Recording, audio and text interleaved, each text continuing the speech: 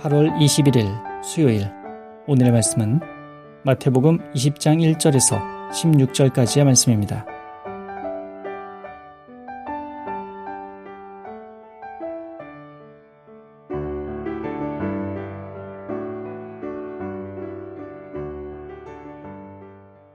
하늘나라는 이렇게 비유할 수 있다.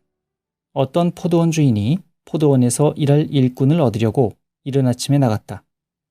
그는 일꾼들과 하루 품삯 쓸 돈 1데나리온으로 정하고 그들을 포도원으로 보냈다.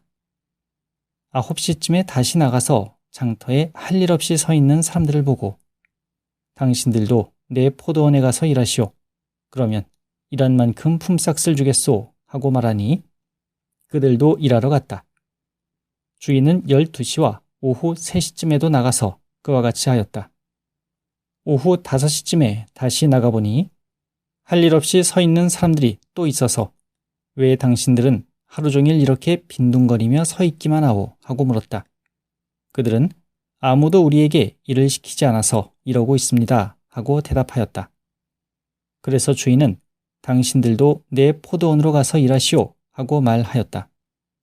날이 저물자 포도원 주인은 자기 관리인에게 일꾼들을 불러 맨 나중에 온 사람들로부터 시작하여 맨 먼저 온 사람들에게까지 차례로 품삯을 치르시오 하고 일렀다.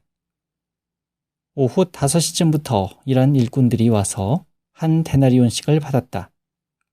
그런데 맨 처음부터 일한 사람들은 품삯을 더 많이 받으려니 했지만 그들도 1데나리온씩밖에 받지 못하였다.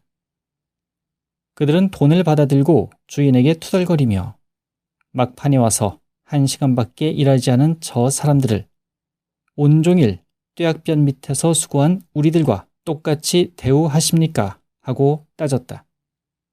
그러자 주인은 그들 가운데 한 사람을 보고 내가 당신에게 잘못한 것이 무엇이오?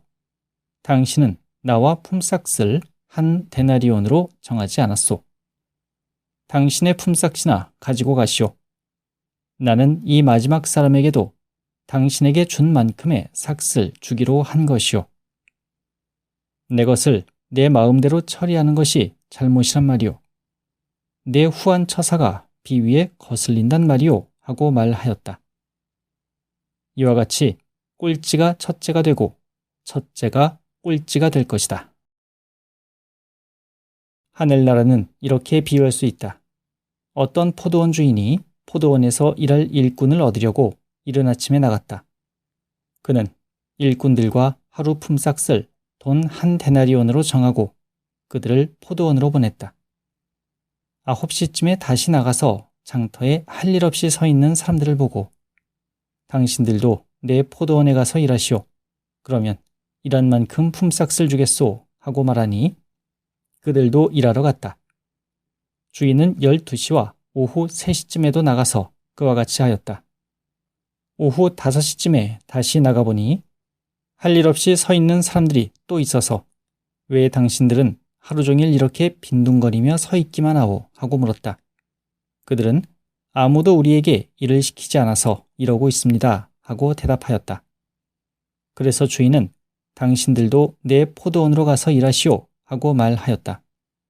날이 저물자 포도원 주인은 자기 관리인에게 일꾼들을 불러 맨 나중에 온 사람들로부터 시작하여 맨 먼저 온 사람들에게까지 차례로 품삯을 치르시오 하고 일렀다. 오후 5시쯤부터 일한 일꾼들이 와서 1데나리온씩을 받았다. 그런데 맨 처음부터 일한 사람들은 품삯을 더 많이 받으려니 했지만 그들도 1데나리온씩밖에 받지 못하였다. 그들은 돈을 받아들고 주인에게 투덜거리며 막판에 와서 1시간밖에 일하지 않은 저 사람들을 온종일 뙤약볕 밑에서 수고한 우리들과 똑같이 대우하십니까? 하고 따졌다. 그러자 주인은 그들 가운데 한 사람을 보고 내가 당신에게 잘못한 것이 무엇이오? 당신은 나와 품삯을 1데나리온으로 정하지 않았소. 당신의 품삯이나 가지고 가시오. 나는 이 마지막 사람에게도 당신에게 준 만큼의 삭을 주기로 한 것이오. 내 것을 내 마음대로 처리하는 것이 잘못이란 말이오. 내 후한 처사가 비위에 거슬린단 말이오 하고 말하였다. 이와 같이 꼴찌가 첫째가 되고 첫째가 꼴찌가 될 것이다.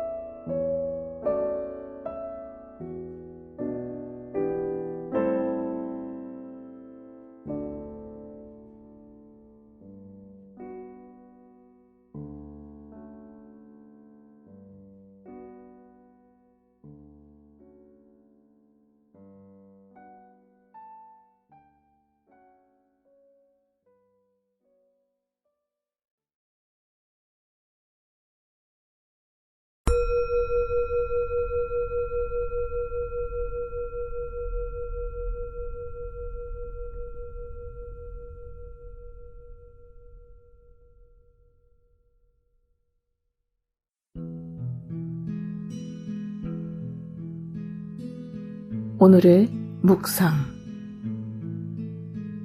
마음 가는 곳에 사랑이 멈추다.